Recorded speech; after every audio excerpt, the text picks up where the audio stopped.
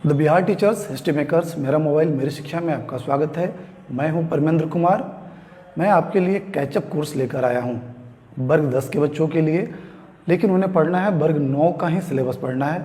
और आज मैं भूगोल लेकर आया हूं। पिछले कक्षा में हमने भूगोल के प्रथम अध्याय का प्रथम वीडियो हमने जारी कर दिया है और उसी अध्याय में आज यह दूसरा और अंतिम वीडियो है। इसमें वीडियो में जो हमने पढ़ा उसका थोड़ा सा रिकैप हो जाए कि भारत की जो स्थिति है वह उत्तरी गोलार्ध में है और अक्षांशीय विस्तार जो है भारत का वो 8 डिग्री 4 मिनट से 37 डिग्री 6 मिनट है।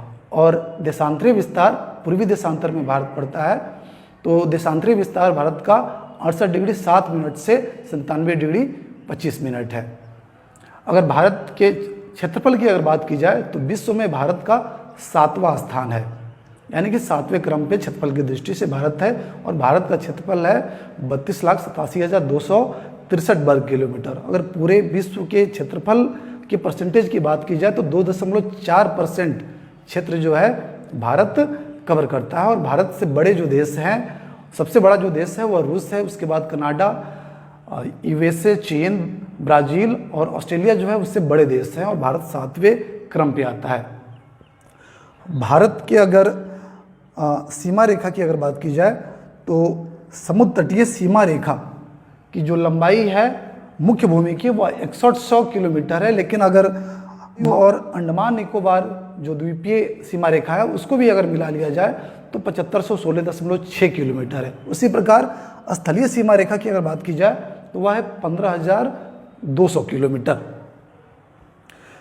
अक्षांशीय और देशांतरीय विस्तार के चलते भारत के मौसम में तापमान में काफ़ी बदलाव आता है। पिछले वीडियो में हमने पढ़ लिया, पिछले वीडियो में हमने पढ़ा कि भारत को कर्क रेखा जो है वह 2 बराबर भागों में बांटती है। तो हमने कर्क रेखा के बारे में पढ़ा कि कर्क रेखा जो है भारत के 8 राज्यों से होकर गुजरती है। तो गुजरात, राजस्थान, मध्य प्रदेश, छत्तीसगढ़, पश्चिम बंगाल, त्रिपुरा और मिजोरम से होकर कर्क रेखा गुजरती है। तो यहाँ तक हमने पढ़ा।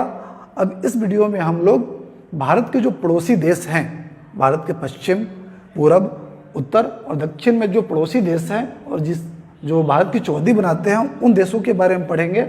और उन देशों ने एक संगठन स्थापित किया है जिसका नाम सार्क है, उसके बारे में थोड़ी जानकारी हासिल करेंगे। तो भारत के पश्चिमी साइड में, भारत के पश्चिम में पाकिस्तान, यहाँ पे पाकिस्तान है और पाकिस्तान के तुरंत बाद अफगानिस्तान है। उत्तर में सबसे बड़ा जो देश है वह चीन है, नेपाल है और भूटान है। पूरब में इधर म्यांमार है, यहाँ पे बांग्लादेश है। और दक्षिण में जो द्वीपीय देश है, एकदम सटे हुए नहीं है, द्वीपीय देश है श्रीलंका और मालदीव।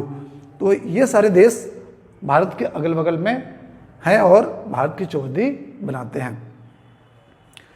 एक बात है कि भारत और श्रीलंका जो है वह पाक जल संधि के द्वारा अलग होता है। यहाँ पे अरब सागर है, यहाँ पे हिंद महासागर है और यहाँ पे बंगाल की खाड़ी है।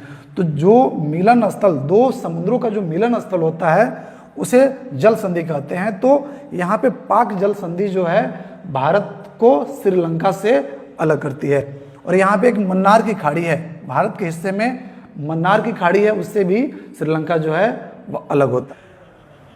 जो भारत और पाकिस्तान की जो सीमा रेखा है उसे रेड क्लिफ लाइन कहते हैं। उसी प्रकार भारत और चीन की जो सीमा रेखा है उसे मैकमोहन लाइन कहते हैं। जब भारत और पाकिस्तान का बंटवारा नहीं हुआ था तो अफगानिस्तान और भारत की सीमा थी, उसे डुरंड लाइन कहा जाता था। लेकिन जब 1947 में पाकिस्तान भारत से अलग हुआ तो भारत और पाकिस्तान की जो अंतर्राष्ट्रीय सीमा रेखा है उसे हम रेड क्लिफ लाइन कहते हैं। तो ऑब्जेक्टिव प्रश्न यहाँ से बनते हैं कि भारत और पाकिस्तान के बीच जो सीमा रेखा है, अंतर्राष्ट्रीय सीमा रेखा, उसका नाम क्या है, और भारत और चीन के बीच जो अंतर्राष्ट्रीय सीमा रेखा है उसका नाम क्या है, तो मैकमोहन लाइन है। इसके बाद हम लोग इन देशों के द्वारा, इसमें से बहुत सारे देश, चीन को अगर छांट दिया जाए, म्यांमार को छांट दिया जाए, तो बाकी जो पड़ोसी देश है भारत के, तो उन्होंने मिलकर 1985 में 8 दिसंबर को एक संगठन का निर्माण किया जिसे संक्षिप्त में सार्क या हिंदी में दक्षेस कहते हैं।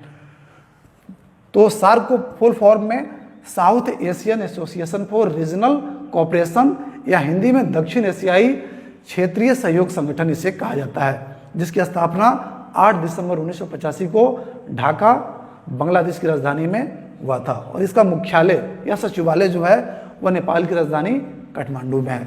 और इसके शुरू में 1985 में जब स्थापना हुई थी तो उस समय 7 देश ही थे, लेकिन बाद में 2007 में अफगानिस्तान को इसमें जोड़ दिया गया। तो जो शुरू वाले देश थे सदस्य देश, उसमें भारत, पाकिस्तान, नेपाल, बांग्लादेश, भूटान, श्रीलंका और मालदीव था, लेकिन 2007 में अफगानिस्तान को इसमें शामिल कर लिया गया। इस संगठन का जो उद्देश्य है मुख्य रूप से वह है सामाजिक, आर्थिक, सांस्कृतिक और वैज्ञानिक क्षेत्रों में परस्पर एक दूसरे का सहयोग करना। यानी कि यह जो देश हैं, सार्क सदस्य देश जो हैं, वह आपस में एक दूसरे का सहयोग करेंगे इन क्षेत्रों में, सामाजिक, आर्थिक, सांस्कृतिक और वैज्ञानिक क्षेत्र में सहयोग करेंगे और एक दूसरे पर विश्वास जताएंगे। और कहीं भी अगर कुछ घटना होती है, कोई देश अगर मुसीबत में पड़ता है तो एक दूसरे की यह मदद करेंगे। यही इसका मुख्य उद्देश्य है। इन देशों के अलावा ऐसे बहुत सारे देश हैं जो इसके पर्यवेक्षक बने हैं, जैसे अमेरिका हो गया, साउथ कोरिया हो गया, इसके पर्यवेक्षक देश है। मॉरिशस इसका पर्यवेक्षक देश है। इसके सचिव भी होते हैं, महासचिव होते हैं। वर्तमान में इसके महासचिव हैं। इस चैप्टर में भारत की स्थिति और विस्तार में हमने अक्षांशीय विस्तार, देशांतरीय विस्तार, भारत का स्थान क्या है और देशांतरीय और अक्षांशीय विस्तार का प्रभाव भारत पे क्या पड़ता है, भारत के पड़ोसी देश, उन पड़ोसी देशों ने सार्क संगठन की स्थापना की और सार्क संगठन का उद्देश्य क्या है, इसके बारे में जाना। अगले वीडियो में हम लोग दूसरे अध्याय की चर्चा करेंगे।